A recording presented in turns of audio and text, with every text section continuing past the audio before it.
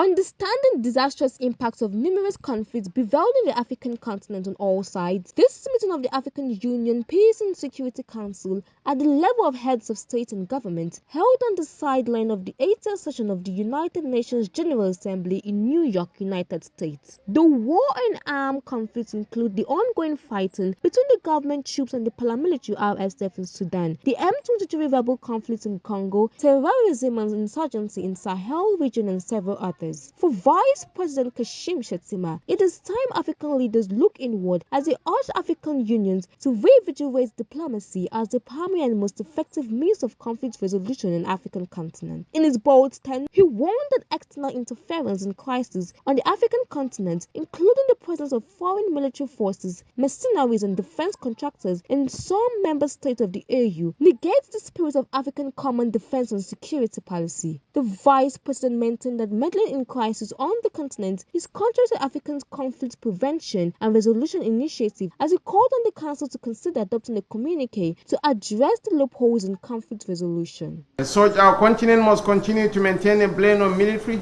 and diplomatic approaches in its conflict prevention and resolution endeavors.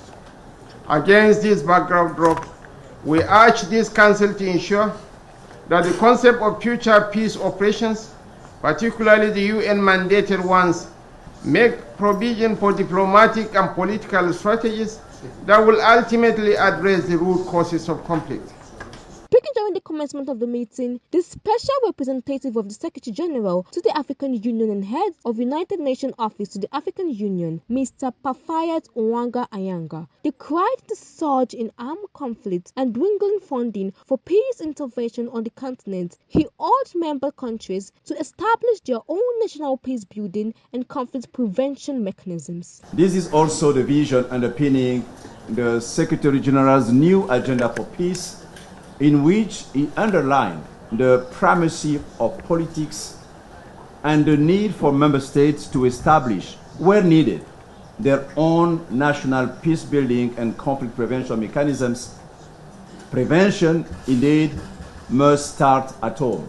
As African leaders depart New York for their various countries, the question on the lips of many is, how can leaders and nations who depend on others to survive be truly independent and depend on non-interference in their affairs? This is Unwata TV News.